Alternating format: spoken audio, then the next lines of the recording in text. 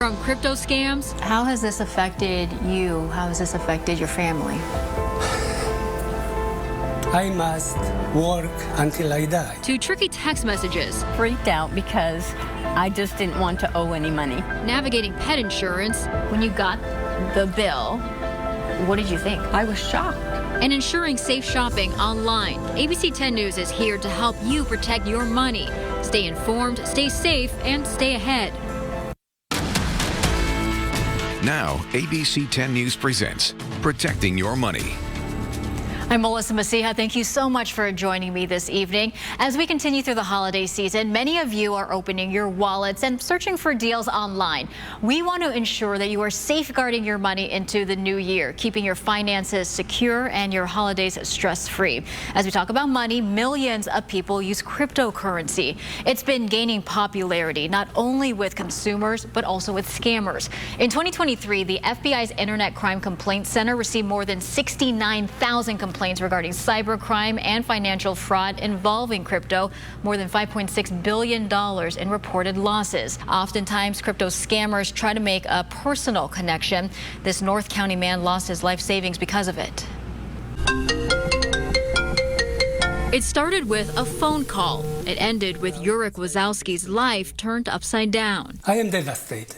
It was in the summer when Yurik's phone rang. I never pick up unlisted calls, but at this time I was busy doing something and I pick up the phone. He heard a sweet-sounding voice on the other end. And I said, no, this is the wrong number. Oh, I'm sorry to bother you, but you sound like a Slavic, she said. Yes, I am Polish. As an immigrant, he felt a connection. The call seemed innocent enough. They spoke on the phone twice. Then she encouraged him to start texting using the app Telegram. She claimed her name was Lena. We're blurring her photo because we don't know if she's an unsuspecting victim in this or if she's even real in the first place. She mentioned to me she's doing some crypto trading. Yurik already had investments in crypto, but was interested in learning more. She gained his trust and told him, I can teach you. I can show you how to do it. So how much did you initially start investing? $800. After he saw his profits, he transferred more money to a digital currency platform Lena recommended. Altogether it was around $70,000. On top of that, he took out a $30,000 loan. She sent him pictures and videos reinforcing their friendship. You are such a big gift for me. She sent me such a lovely messages about her trust to me and how she loves me, to help me to build a solid retirement. Turned out the platform where she told him to put his money wasn't real. This method is called pig butchering, a growing scam that often involves online romance or friendship and crypto. You fatten up the pig before you then take it to slaughter. It's something I've covered before. So many of these scammers, they're so good at hijacking our brains. And so when you're in that state, those things that are apparent to an outside observer really aren't apparent to you. Once that money is transferred to the scammer, it's really hard to get back. He's filed reports, including to the FBI. I never, in my entire life, met somebody so cruel. Yurik had hoped to retire. Now he can't. How has this affected you? How has this affected your family? I must work until I die. They look very professional. Yurik now leans on his true friends. What do you want people to know? People who are going to watch this. I want people to be cautious and to watch closely their wallet. Federal agencies want to remind you only scammers guarantee big returns and demand payment in crypto. They also say if an online love interest wants to help you invest in crypto, that's a scam too. As Yurik rebuilds his life with the support of true friends, the FBI here in San Diego is stepping up to stop fraudulent cryptocurrency recovery websites.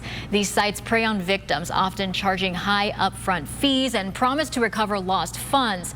Instead, it often leads to more losses. The FBI says it's working to expose these deceptive practices. Watch out for what they promise you. If they say that they've had extreme success in getting people's money back and that they have a large percentage chance of doing so, they are likely lying to you. If you're a victim, you can file a report with the FBI's Internet Crime Complaint Center, the website there on your screen, ic3.gov. Many of us have felt misled buying a ticket to an event or booking a hotel. The advertised price is one thing, but then the actual price when you check out is another. Here in California, the state cracked down on these junk fees. The honest pricing law went into effect this summer. The Federal Trade Commission just passed a junk fee rule as well, banning it for live event tickets and hotel fees. I spoke with the Consumer Financial Protection Bureau about this. These fees really add up. The service charge here and overdraft fee there. The CFPB is committed to rooting out junk fees wherever we find them. The FTC rule will require businesses to display the total price more prominently. The commission passed it 4-1. It's that time of year when those sneaky emails trying to get your personal information seem to ramp up. I want to show you one email I got recently. It looked like it was from Apple saying my account was temporarily restricted. First things first, if you ever get an email like this, don't click on it right away. Look for clues. The first thing I did was check the email address that said App Store. Well, it turns out it was from a random email address, not Apple. Also, keep an eye out for spelling or grammar errors. The first sentence was a dead giveaway. Capitalization was all wrong, and the sentence structure and the punctuation, that was off too. Definitely don't click on any links. That's the best thing to do. You can delete it, report it as spam. You can also report it to reportfraud.ftc.gov. The Federal Trade Commission uses these reports to investigate and sometimes brings cases against frauds and scams. It's not just emails you need to watch out for. I spoke to several investors who accused a California woman of running a Ponzi scheme. Now Maria Dulce Pino Dickerson faces criminal charges. I first brought you her story a year ago. Many investors claim she used her Filipino culture to befriend them. Stories like these often leave people concerned that nothing is ever resolved. I followed up with those who hope justice will finally be served. Was I the first person to tell you? Yes. What was your first reaction? I was shaking. I was like, I'm very happy, but it's surreal. I sat down with Geraldine Bartleson to talk about the criminal charges against her one-time friend, Maria Dulce Pino Dickerson. This is what Bartleson told me in 2023 about her $80,000 investment with Dickerson's business, Creative Legal Fundings. At the very beginning, I was blinded. Her attorney explained how the supposed business worked. These accident attorneys would need money to fund their own lawsuits and would, I guess, pay a rate of return back to her company. She would in turn pay 10% per month to each plaintiff. Bartleson estimates she only received about a quarter of her investment back. She made me believe that she's a good businesswoman. From the civil lawsuits to the desist and refrain order with the California Department of Financial Protection and Innovation, I've covered the troubles over the last several months involving Dickerson.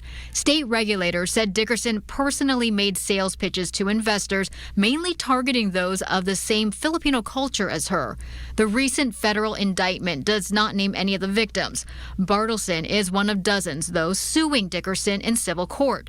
The indictment does say Dickerson's deceit started around December 2020. Since that time, more than 140 people invested more than $10 million with Dickerson and lost more than $4 million during the course of this scheme. A federal grand jury returned a 32-count indictment against her. She faces multiple counts of wire fraud, money laundering, and one count of securities fraud. Federal prosecutors say she used investors' money to pay for a lavish lifestyle that included high-end shopping, gambling, luxury vehicles, and extensive travel. What do you want people to know now that she is facing charges?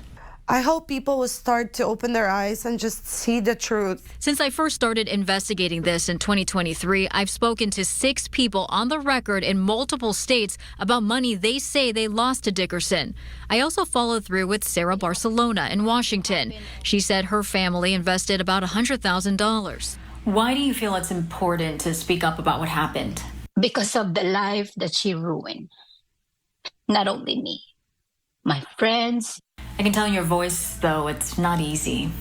There's a lot of things that happened, a lot. Because of this, I lost my marriage. This financial turmoil, it took a toll on my health. From Washington to Florida. Can you tell me how your lives have been like since we last spoke more than a year or so ago? Oh, it's a roller coaster. It has been really a struggle. We're still trying to recover. Ryan and Gemma Smith's contract from 2022 showed a $200,000 investment to Creative Legal Services. They received more than half of their investment back, but stopped getting any payments back late last year. I just feel relieved that she's, again, off of the street. She's not out freely taking victims' money and living this lavish lifestyle. And it's a portrayed lie. I reached out to Dickerson's attorney. He hasn't gotten back to me. Previously, he told me many investors got well in excess of their original investment and reaped huge profits. Dickerson is currently in custody with no bail. We are so blessed and thankful for you, for Attorney Audie. We're yelling for the truth to be heard. But you guys are there, so we're so thankful. When no one really cared to believe us. Dickerson's next court appearance is January 7th. Federal authorities recommend to avoid a situation like this, always check with federal and state security regulators to find out if there have been any past complaints. Ask where the company is incorporated and call the state to get its annual report. Relief turns to heartache for one local mom. How a program meant to ease food struggles leaves a mother in despair as funds to feed her children vanish. And as you navigate the hustle and bustle of the holiday season, our ABC 10 News reporter Michael Chen shares an important alert for Fast Track users.